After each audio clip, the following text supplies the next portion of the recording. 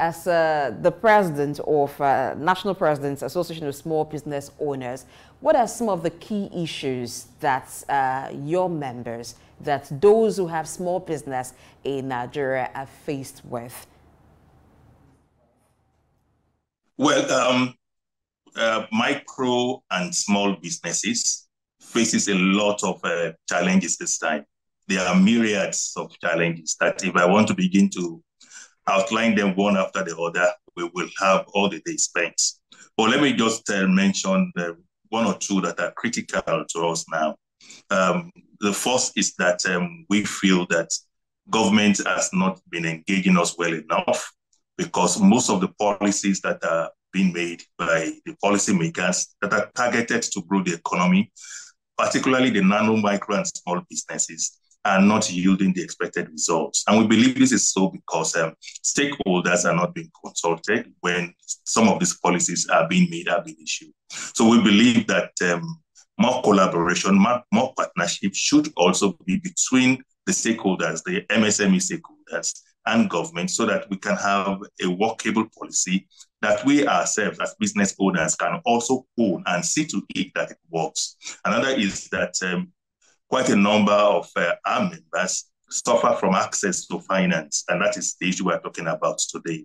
We've been finding it very difficult to access finance. One place that every other person would like to go to for finance is definitely the commercial banks.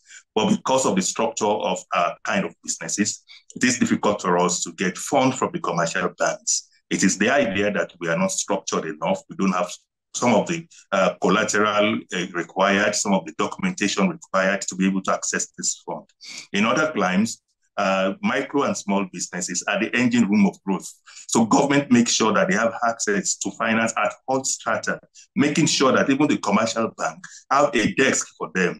They always have an SME desk that attend to the needs of particularly the micro, small, and medium business. But that's not here in the country. We are expected to, most of the time, turn to the microfinance banks. And these microfinance banks have very high interest rates that you cannot do business with. Even when it comes to government intervention, yes, we have had quite a number of intervention programs over the years, but the question is, what has been the effect, the positive effect of these intervention funds over the years? You will discover that it is close to nil. One, because the number of those that benefited from those intervention funds are so minute. For example, in Nigeria today, we have over 40 million entrepreneurs, according to our statistics. And if you now do an intervention fund that affects maybe 300,000 entrepreneurs, what is the ratio of 300,000 to 40 million? It will be like a drop in the ocean. Even as at that, we discover that such fund eventually goes to the hand of political entrepreneurs or political business owners. You discover that even when the expected target is so low, even those lower percentage don't even have access to it, because most times it goes to the hand of the political business owners. Even after giving the fund out, the problem we also have is that there's no proper monitoring. You must have a mechanism to monitor and evaluate whatever policy you do, whatever intervention you do, so that you'll be able to ascertain whether it is having its targeted results or not. It is when you have such a result, you can now be able to plan for next intervention to see how well you should go, where you should go, and how it should be channeled. These are some of the issues we have. When it comes to multiple taxation too, it will surprise you that for a vehicle to move from one state to the other, you need well over 100 different documents, papers in form of different taxes that you have to brandish about. Who does that in other climes? Even in the states itself, you have quite a number of taxes that you have to pay in the state that is also replicated at the federal level. We expect that government should be able to harmonize some of these taxes so that you will know that when you are paying the tax, it is one for all, and nobody will be coming in the name of this, that, and that taxes. Some governments have been taking advantage of this, and even the non-actors in the industry are also taking advantage of this, and this has resulted negatively on small businesses. Recent statistics show that over 4 million small businesses have closed shop this past 2 years That's a lot. That's a lot, and is alarming. And that's why we're encouraging the federal government to see need to declare a state of emergency in this particular sector, the nano, micro, small, and medium sector. We really, really need to pay more than the usual attention to this sector. We are the generators of employment.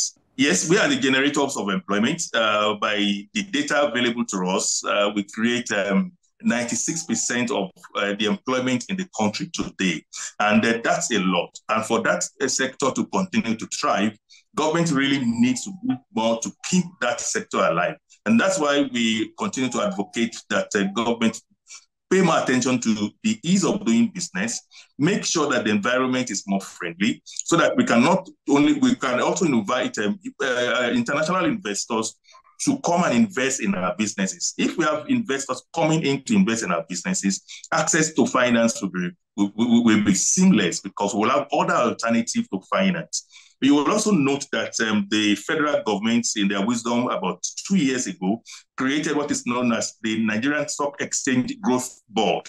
This growth board is designed to be able to get funding for small businesses that ordinarily may not be able to access the stock exchange because they are not public limited liability companies. That's a very good initiative. But the question is, how many SMEs have been able to access this now from that 2 years to this point?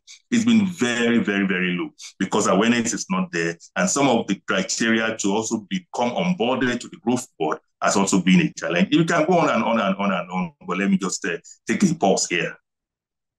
All right, Dr. Femi, glad you have this interaction with you.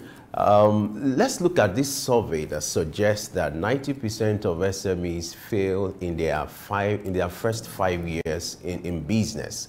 Do you agree with this survey, and what do you think could be responsible for this kind of development?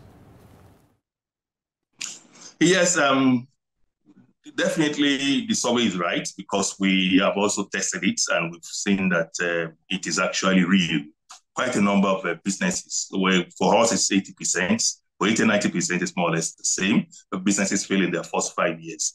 And there are multiple reasons for that. One of the reasons, particularly here in our client, is that people go into business not because they have the passion for it, but because they just want to make ends meet. They look for a job here and there, they couldn't get a job, and somebody somewhere tells them, okay, you can do this, you can do that.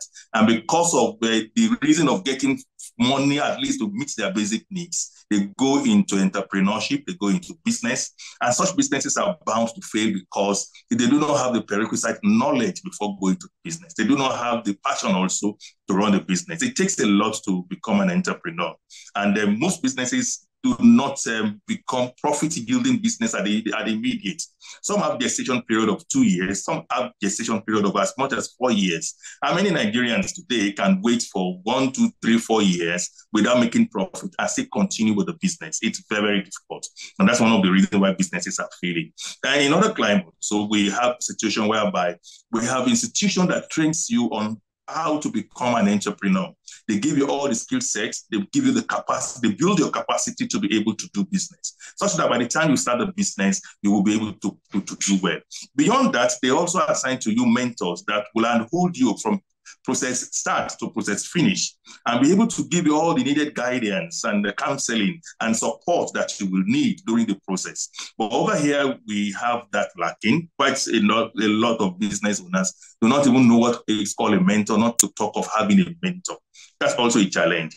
Then again, most businesses here, when you start, you discover that you will now begin to see quite a myriad of challenges that you are not aware of before you start.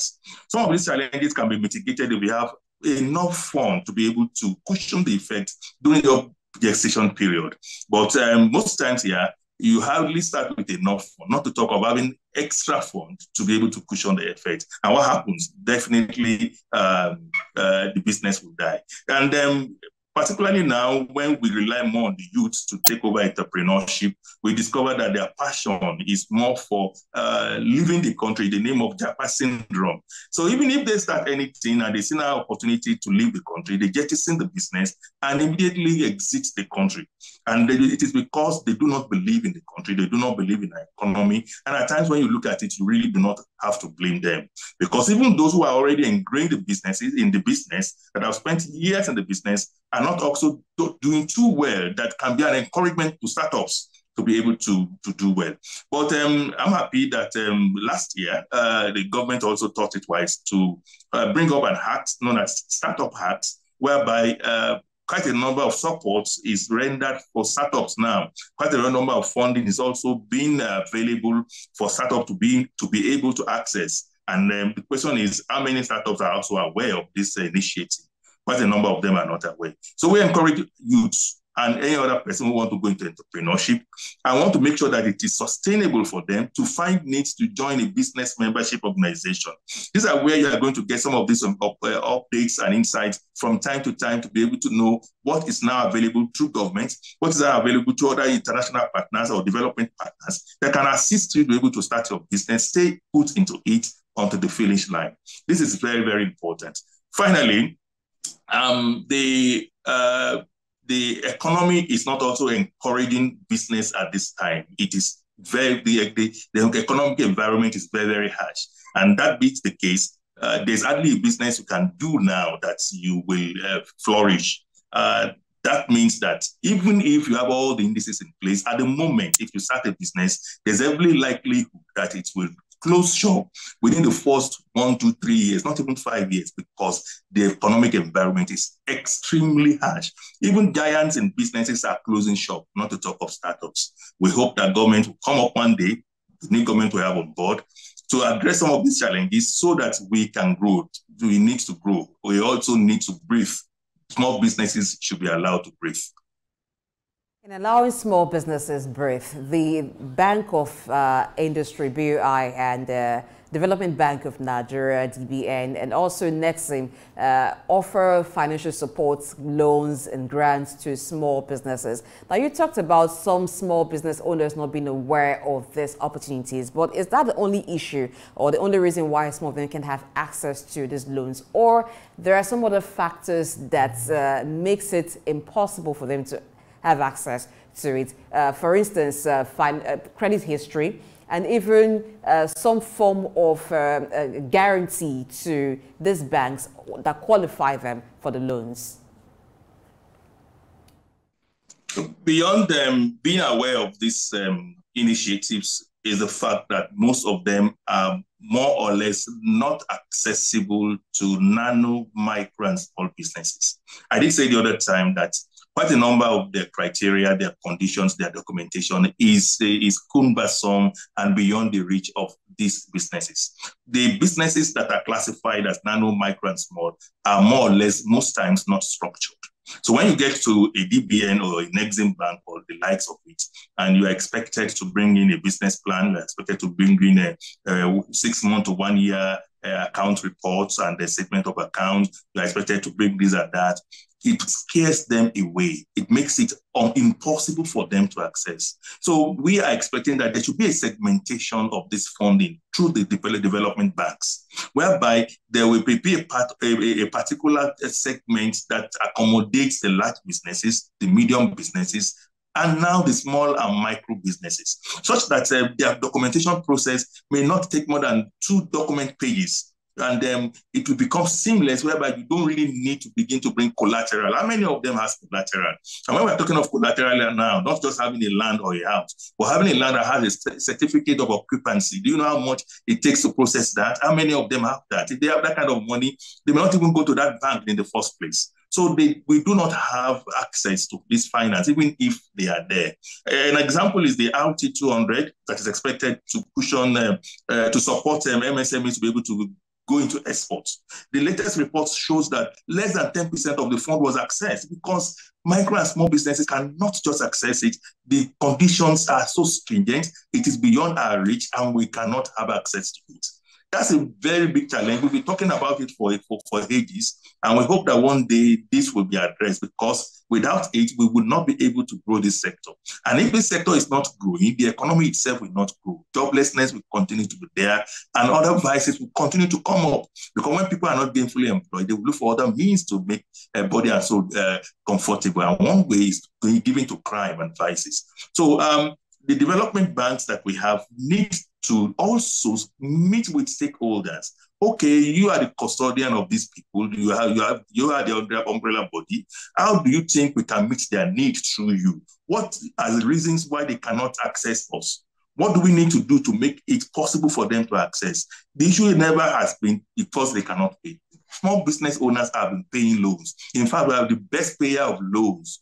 We are always the best payer of loans. And that's why you see, when you have cooperative society, the cooperative society thrives because they give out this loan to this segment of people, and they end up paying back the loan. And that's why the small business, the cooperative are growing, the microfinance banks are growing. It means that if the development banks, the commercial banks, are also ready to come to the level of these people, they will also they will make the fund accessible to the people, and these people will definitely pay. That's why organizations like us are there, to ensure that when members collect loan, they pay as at when due. I would like you to share with us the experience of your members when it comes to the cost of doing business, talking about business registration. And then what do you think can be done to improve this kind of framework in order to attract more businesses, like you said, if I may use your word, so that more small businesses can breathe?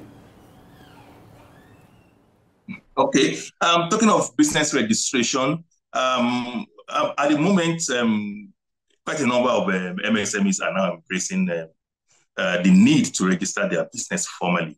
And that's a good one. And one of the reasons why this is possible now is because the agency in charge now, that is the Corporate Affairs Commission, is now ready to break some of the barriers. One of the barriers they were able to break is the middleman when it comes to registration. So you can now go online in the comfort of your home office and begin to apply for registration of the business name. And the fees has also been reduced. Now with 10,500, you can begin to register. And that's why the number of new registered business for the past 2 years till now is very, very high. It has been very, very high compared to the past years. And we hope that it will continue like that. At our own hand, in the association, we are also sensitizing them for the need to make their business formal, because this is one of the prerequisites you need before you can even access anything, be it finance or otherwise. So the awareness is now there, and the willingness to also register businesses is now there. And it is also for government, it is also a big gain for government, big gain in the sense that you now have your tax identity number being attached to your business name now at the point of registration. It means that as far as the business is registered, those registered business, immediately they begin to operate, begins to pay tax to government. So it's a win-win situation, and we believe that it will continue to improve, because that is the way to go. About taxation, how does this impact small businesses in Nigeria? Taxation has been one factor that we have been addressing with government over the years with little or no improvements. But we are happy that some months ago, a committee was formed, a tax reform committee was formed by this new government to look at the gaps and address those gaps. And we believe that the recommendation of the committee will address quite a number of the challenges we face with tax. Like I did say the other time, we have multiple taxes that we pay, and at times you are expected to pay tax from your profits. But this kind of government at times demand that you pay tax not from your profit, but from your working capital, which is not supposed to be. I must say here that our association was able to also submit our white paper to the committee. We were asked to submit our white paper to the committee. So we've been able to send our recommendations down to the committee. And we do hope that those recommendations will also see the light of the day and improve the issues that relate to tax. Tax has been one mitigant in business, and it just must be addressed if we need to grow. At the moment, some of us pay so high. Just yesterday, a member was reporting to me that he was given a tax for his borehole in his factory up to a tune of 1.2 million. Then you begin to wonder how much does it really take to sink a borehole that you now need to pay a water tax of 1.2 million. It can be as draconian as that, and it has to be addressed. So many taxes here and there. You go on the road you see miscreants on the road collecting different form of taxes for the local government. The state government pursue you here and there. You have even one same tax paid over and over again. And the example is VAT, value-added tax. Value-added tax is expected to be added to a product and paid by the manufacturer of that product at his factory.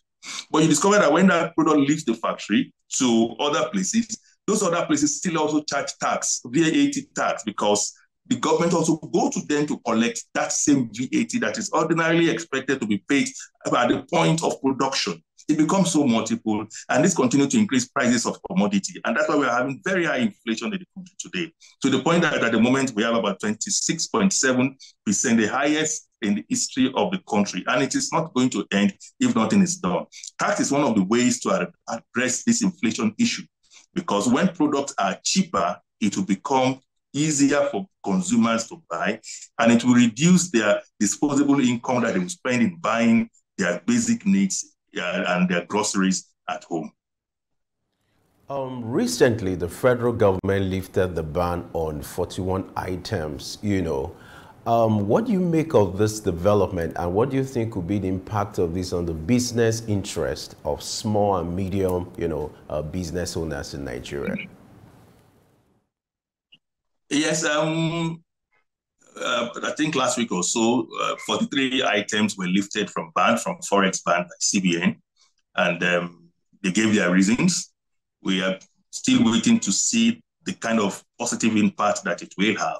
The immediate impact is going to be very negative. Negative in the sense that you now have stiff competition with locally made products. Products that before now are not allowed into our shores are now coming freely to our shores and begin to compete.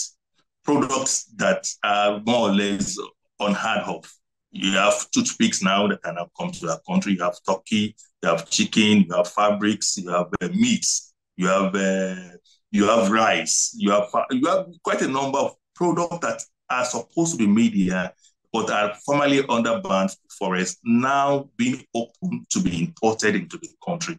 It is going to challenge the locally made products. You know that some of these products coming from overseas has a better packaging and makes it more attractive to Nigerians, and Nigerians also have a high taste for imported products, and that's why we see that it is going to really challenge locally made products, such that we may have quite a number of businesses also closing shop because of this, and more job losses may also be recorded. But that may be in a short term. We are looking at the point whereby it may also encourage local producers to begin to up their games by also improving on their quality, improving on their brand, so that they can also be able to compete favorably with this product. We're also looking at it that at a point when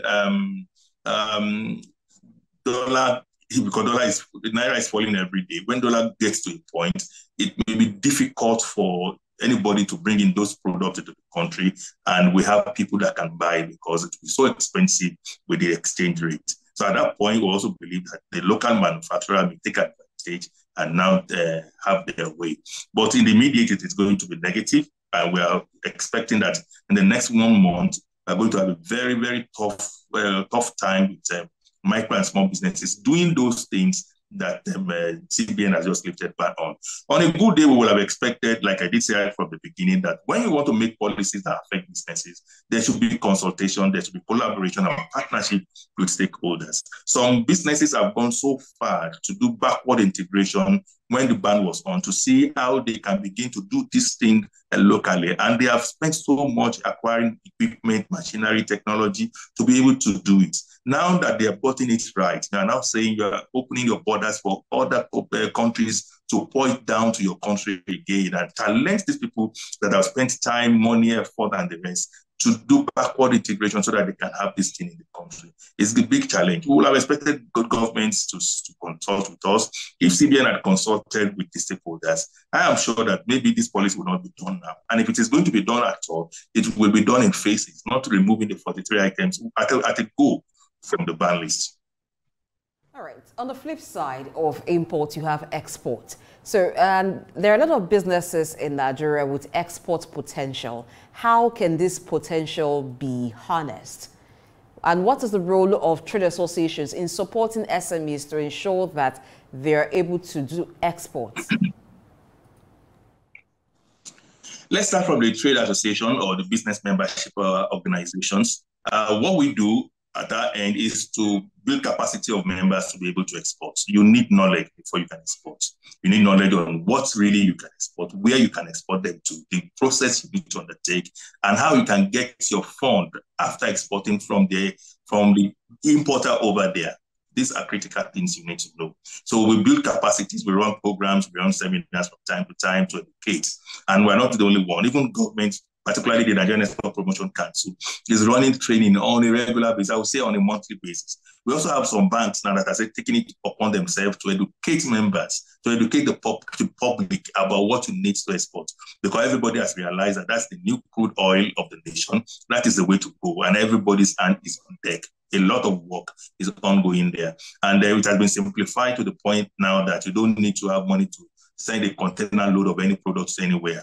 Even if you have just a so-called Ghana must go product, government has simplified it in a way that you can now export your one bag of your product to wherever you want to take it to through the government agencies that are in charge. That has been done. And a lot of funding windows has now been opened to support whoever that wants to go into export. One of which is the one I mentioned the other time, the RT200, whereby CBN gives you not just a loan now, but even grants to support your export business. But beyond that, you can begin to export if your product is exportable. That's the big challenge. What we have in the country at the moment, most of them does not meet international standards. And that's why, that's because most of us here don't even embrace the standard. It means that Standard Organization of Nigeria also need a lot of work to be done to be able to hold quite a number of these producers, manufacturers, agriculturists, to be able to brand their product in a way that can meet international standard. And that's the only time it can be exported. And the government also needs to support local manufacturers to be able to produce en masse. Most of the things we do here now are not even enough for local consumption. How do you now begin to export it? For example, is rice.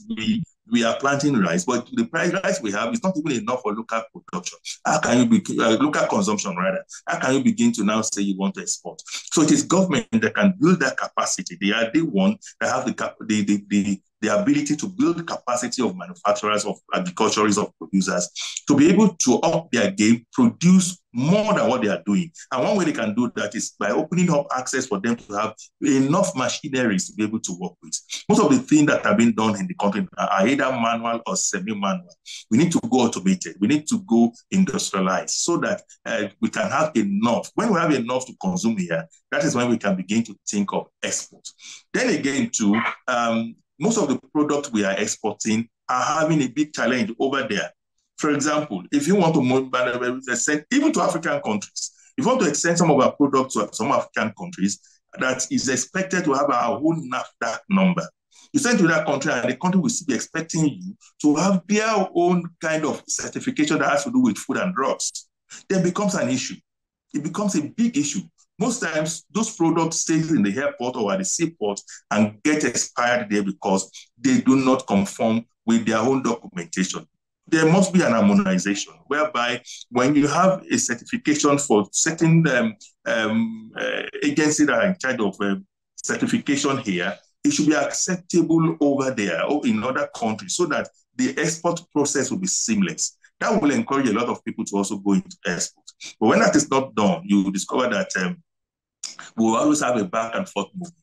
When it comes to agricultural product too, there were times we used to even export even beans. But you discover that when these things are exported, they are also rejected over there because the kind of pesticide we use here, the kind of preservatives we use here are not accepted over there. And nobody is educating the farmers on what to do and how to do it so that it will be acceptable the world over. So a lot of education, a lot of capacity building still needs to be done, even though much has been done.